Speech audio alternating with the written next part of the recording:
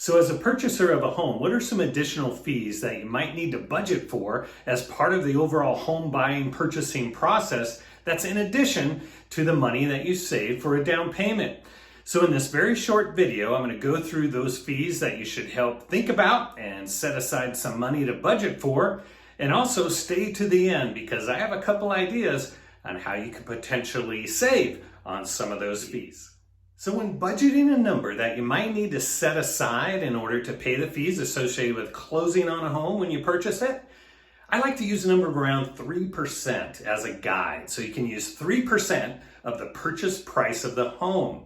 So for example, if you have a home that you're purchasing for $300,000, 3% of $300,000 would be $9,000 with potential closing costs. Now, of course, these costs can vary widely depending upon where you live, what the business norms are in your area, the type of market that you're in. But as a guide, I think 3% will work well for you. So to help clarify the fees that a buyer might pay when purchasing a home, I like to break it down into 4 categories. The first category is lending fees, those fees that are being applied by the lender that's helping you get your loan for your home.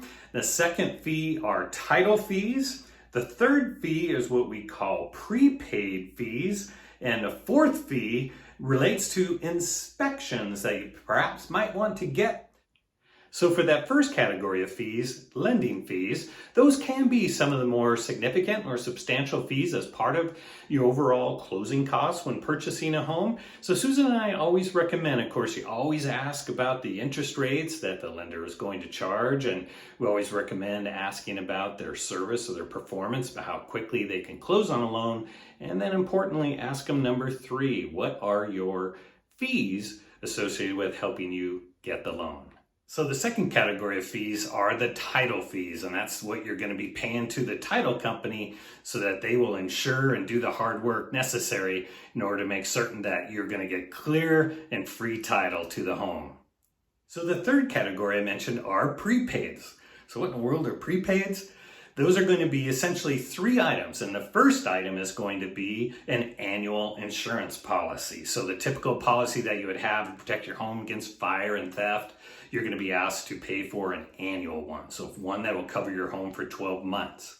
And so in addition to that, your lender is going to ask you to pre-fund your escrow account a certain number of months. It's very common for that to be 3 months or 4 months. And so you will put money into your escrow accounts for taxes and insurance so that when those come due in the next 6 to 12 months, you will have pre-funded that account that you can draw the money out of.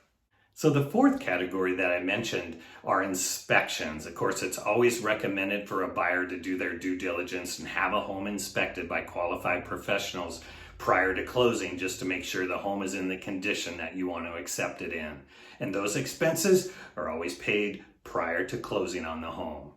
So now that we've gone through the types of expenses and a general idea of how much money that those expenses could add up to when you're purchasing a home, I promised I was going to give you a couple ideas to perhaps how to come up with some of those funds. The first idea is to negotiate. It's possible, depending upon the circumstances of your unique transaction, that a seller may be willing to help pay for some of your closing costs. So again, it can vary widely depending upon a wide variety of factors whether or not a seller would be willing to do that, but sometimes they will.